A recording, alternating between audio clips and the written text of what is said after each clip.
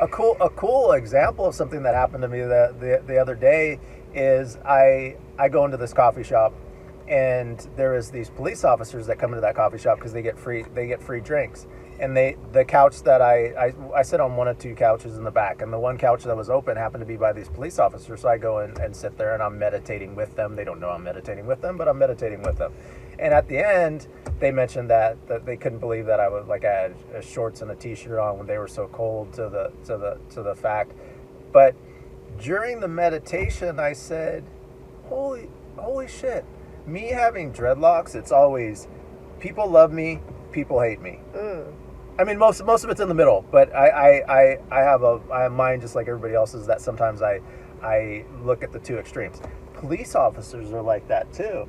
So I was finding common ground for the fact that just by my hair, people make judgments. Just by their uniform, people make judgments. Right. Because some are good, some are bad. Most are in the middle, trying to just survive for their family. For sure, 100%. It's a really good point, just about like the facade of what we think we know based on like an appearance or an assumption or even a belief system can be literally a disadvantage, not just in your ability to like get to know someone who is super unique and maybe has many similarities as you, but also just in your own ability to see yourself through that diverse perspective, you know.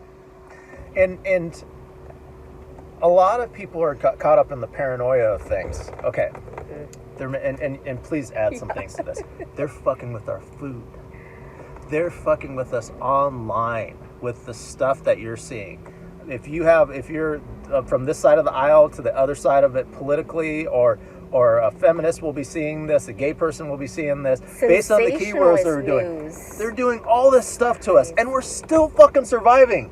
We're still surviving. They got us fucking painted into the corner, and most of us, we're all a little crazy. And we're resilient as fuck. We're able to fucking handle this. Even though they're doing this, like all this stuff, you told me, oh, they're doing this and this and this. It's like, oh, society is a little nut. But it's pretty much people on the fringes that are out on the nuts. And I would say, if you're not going nuts a little in society, something's wrong with you. But I'm an effective nut. Chaos has its place in the order of things. For sure. You know, like that's some indigenous wisdom right there. You know, chaos has its place in rearranging the order and allowing it to fall in a new position to create new opportunity. So, yeah, going back to the nuts and everything like that, because some of the stuff I talk about is, you know, could be, you know, a little crazy, but really we have to think outside of the box. We have to shake things up a bit so that we can create new systems, have a new arrangement, a new combination.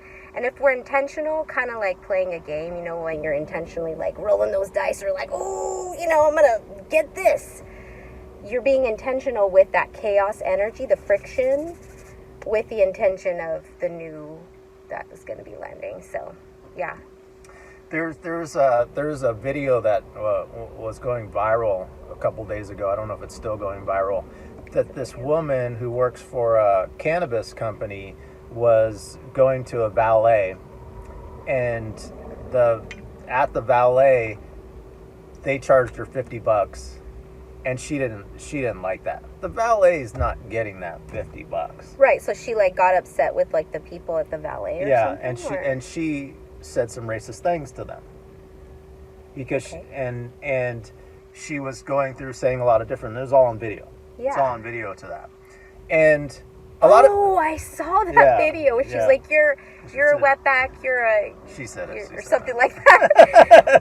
I know that word. I was called that as a child, so I totally understand. It's such a horrible slur. Go back to your country or something like that. Yeah, for sure. And she even went to saying that all. She said all Mexicans were our words, our words, rapists. Oh, rapists! That's what she said. Yeah, I was like this. But also even in that, I had compassion for her. I don't care what happens to her.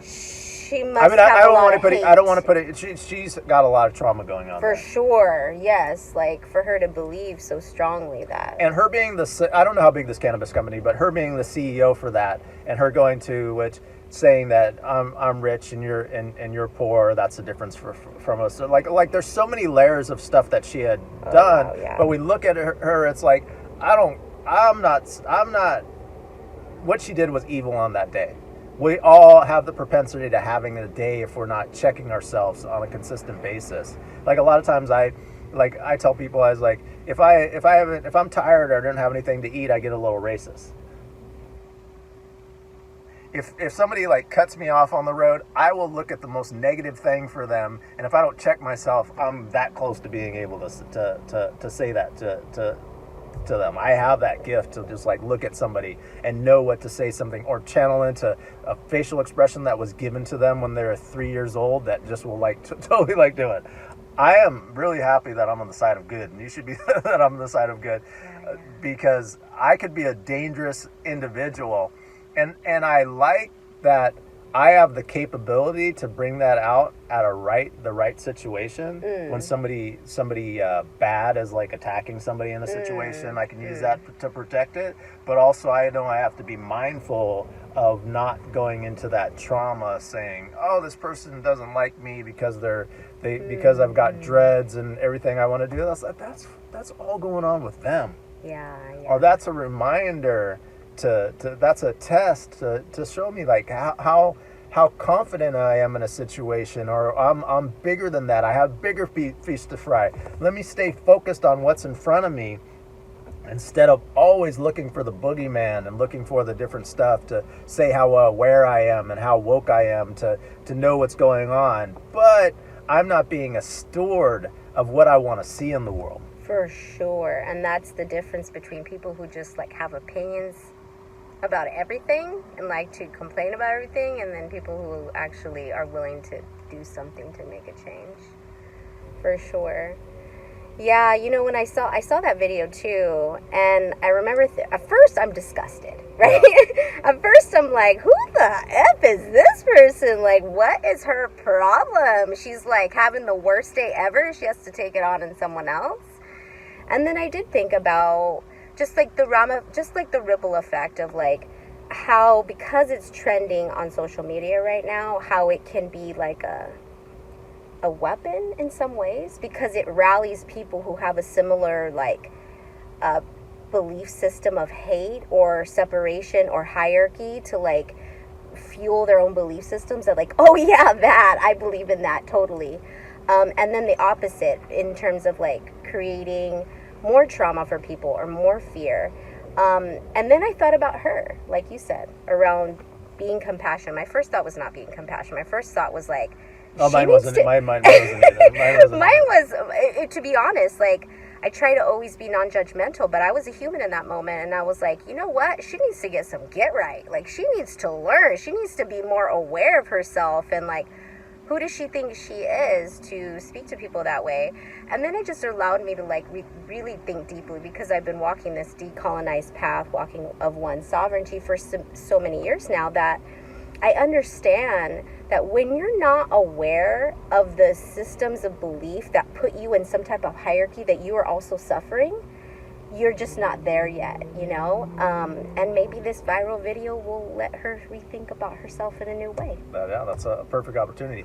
Another thing is, the guys there, I don't know what happened before the video. For sure. We don't know what interactions happened. I'm pretty much 100% sure they didn't slap her on the ass, that she had said in her video as a response, because she didn't mention of that, which it's possible that she wouldn't have necessarily mentioned that, but nobody believes that. Men and women, nobody believes that for the response. And they have video cameras. We saw cell phone cameras, but they have video cameras in that area. So it's so that is a point to go. The guys that worked there handled that very well. Oh yeah, they were so professional. They didn't let her ranting affect them. They were just like, all right, lady, be, have your rant. Maybe they're used to people doing that kind of stuff. I like to work without a net, So I choose to never, if I'm in an altercation, never throw my camera on. I grabbed it one time when this guy threatened to burn down this coffee place that I went to, and I pulled my phone up, but I didn't turn it on. I told him, I videoed him saying that. Right. And I told him I'm going to send it to the officials. I'm gonna send it to the officials. Officially. Yeah, like, officials. I am in line with officials. So I was doing it right there, and then the owner said, I don't care if he burns it down. It's like, I want to rebuild this place. I didn't want to. I mean, what about me? What about me? That's funny.